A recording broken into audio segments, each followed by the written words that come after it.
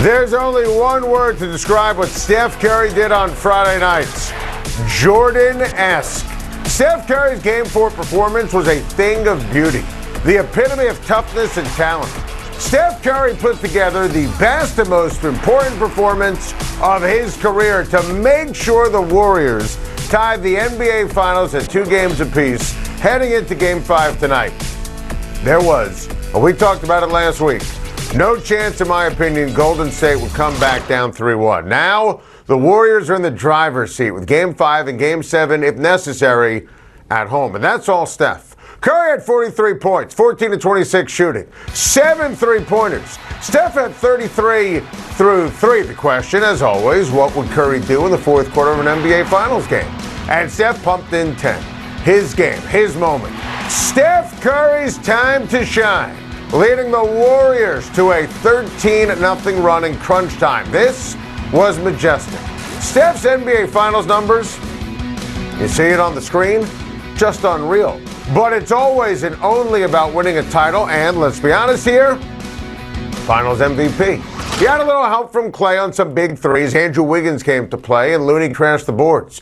But this was the Steph show, the Steph willpower. He's home tonight for a Game 5 where the percentages of winning a series go dramatically up if you win with the series tied at 2. He knows it's a legacy series, which is why I expect more greatness and a Warriors win tonight. It's Monday. It's the middle of June, and golf is our second hot topic following an event that wasn't a major. And for the time being, that's pretty awesome buzz for the game. And Rory McIlory in that interview on CBS with the great Amanda Balionis-Renner throwing shade at Greg Norman, it's legit and delicious. With Norman, of course, now the commissioner of LIV Golf. Moving past Norman on the all-time PGA wins list, 24 hours after the debut event for LIV Golf was in the books, kind of perfect and dramatic. This, make no mistake, a major win for the PGA Tour in a non-major weekend. Rory was amazing. The big names were dominant. The quality of golf and competition on Sunday was incredible. But the answers from Jay Monahan left much to be desired. Jim Nance asked fantastic and probing questions. The responses were hardly inspiring or informative, and really hit home how Monahan thought LIV Golf would be a PowerPoint presentation, a non-factor, and didn't think players would leave. He thought wrong. Monahan was clearly banking on the players not wanting to participate in Saudi Arabia's sports washing. He didn't consider strongly the golfers banking on their bank accounts, and he should have. And while LIV golfers are suspended from PGA events, they can still play in majors, including the U.S. Open on Thursday, this Thursday. Phil Mickelson had his pre-open news conference today, which was zany and awkward after playing in London at the first LIV event this weekend. But for the moment, you got to admit, and this is pretty cool, there is a WWE quotient attached. All eyes are going to be focused on how the PGA golfers interact with LIV golfers. For fans and viewers, I know I do, you might have a rooting interest in the PGA golfers, and the LIV golfers are viewed as villains. Currently awesome. But big picture, I don't think the LIV golfers have any regrets. Why? They saw their direct deposit this weekend, and then they get to play at the Open this week. I love what Rory said all weekend. I love how he played. It was a huge win for the PGA, but Monahan should have seen this all happening and should have been proactive. Carrie, can you do me a favor? Can you hand me that broom? Yeah, give me that broom, please. I need that broom. Thank you very much. Anyone have a broom? Oh, we got a broom and hammer and nails. Matt Carpenter and the Yankees busted out the brooms and swept away the Cubs in a tremendous fashion this weekend. You know, it's one thing when it's Aaron Judge. It's another thing when it's Matt Carpenter and that legendary mustache. Oh, baby, shades of Donnie Baseball in the Bronx.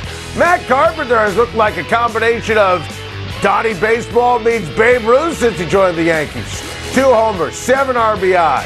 This is Matt Carpenter. Yankees hit 6 solo homers Saturday against the Cubs, including 2 more from Judge. Giancarlo Stanton is back, and he's on fire. And both catchers contributed to the wins. Look at these numbers on your screen. I mean, choose your favorite. It's like asking, pick your favorite kid. You can't. The Yankees are 44-16. 44-16. Best record in baseball. Defense so much better than last year. The pitching is breathtaking. How about on Saturday? Jordan Montgomery gave the Yankees 7 shutout innings to save the pen. This after you had the cold debacle on Thursday, then extra innings on Friday. That's a little thing, right? That's winning baseball. This team is so deep, talented, and a ton of fun. Built for October domination. The New York Yankees are the best team in baseball. Frankly, it's not even close right now. I got a lot to get off my chest on a Monday. Ime Udoka with some legit bulletin board material right there.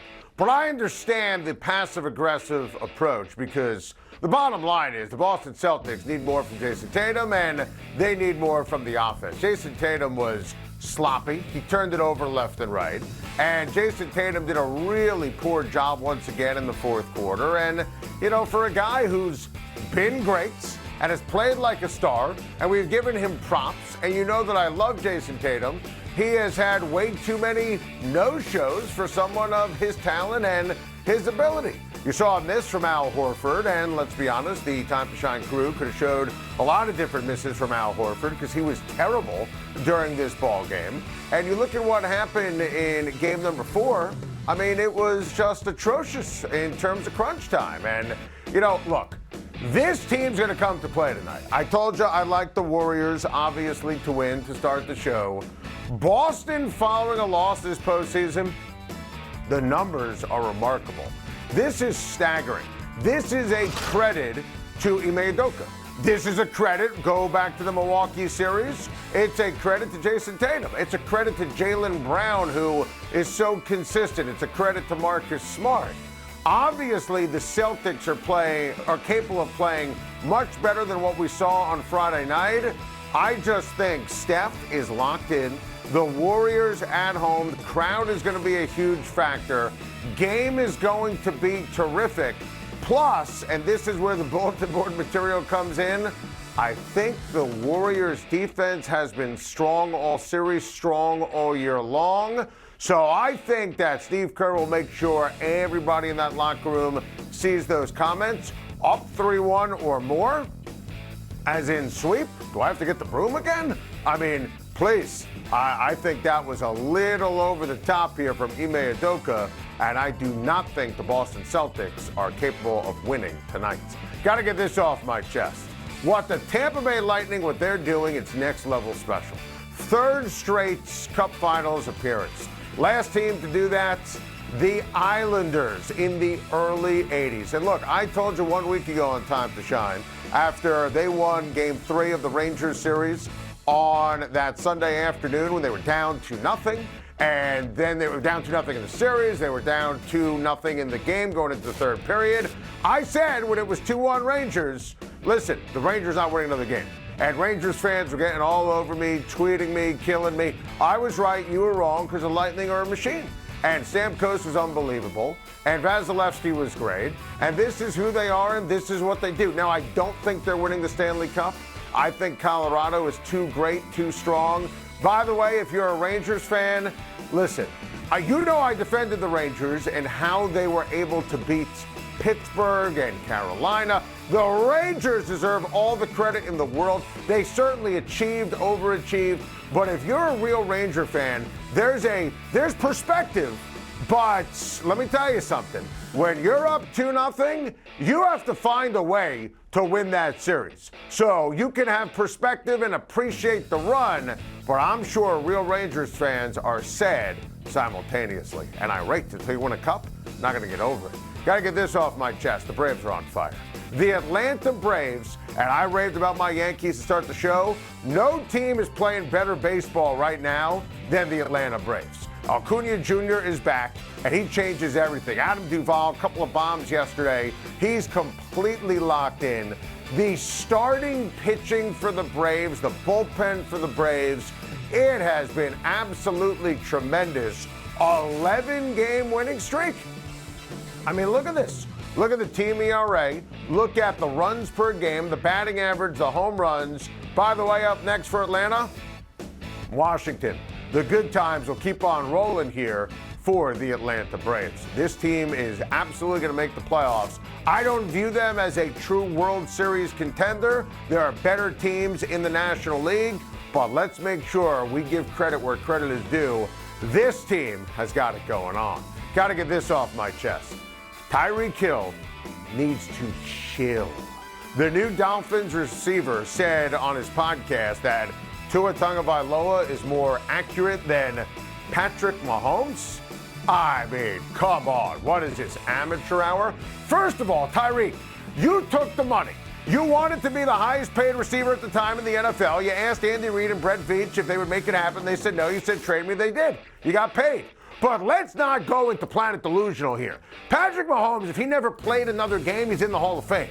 Patrick Mahomes is off to one of the greatest starts in his career in the history of the National Football League. I mean, this is unreal. He's a next-level all-time talent. He's won a Super Bowl. He's played on Championship Sunday numerous times. Tua Tagovailoa, I mean, the numbers here speak for themselves. And I'm a huge Tua believer. I'm a Tua fan. But you can't put these guys in the same sentence or the same category. Don't even try to spin it. Look, I like the Dolphins this year. I think they'll make the playoffs. I think Hill's a big part of that. Love the hiring of Mike McDaniel. Love the new running backs. Love the new offensive line. Love everything about what they've done. But please, Tyreek, stop saying that Tua is better than Patrick Mahomes at anything, okay? I'd rather have Patrick Mahomes throwing with his left hand than Tua throwing with his left hand, and Tua's a lefty. So let's just calm down. Just talk about the Dolphins, talk about Tua in isolation. Stop with the dopey comparisons with Tua and Patrick Mahomes, because it puts pressure on Tua. He already has to live up to you and the trade and what they did in the offseason. I mean, there's a realistic chance it fails with Tua. I'm on board. I'm a big Tua fan. I think Tua is going to be a rock-solid quarterback and lead Miami to the playoffs. Why? Why would you put more pressure on this kid? You're going to compare him now to Mahomes? He already fails in the court of public opinion, rightly so, in the comparison to Justin Herbert from the draft. Why? Tyreek, stop talking. Stop comparing. Never do that again. Thank you for watching. Please like and subscribe. And don't forget to hit the bell for more videos.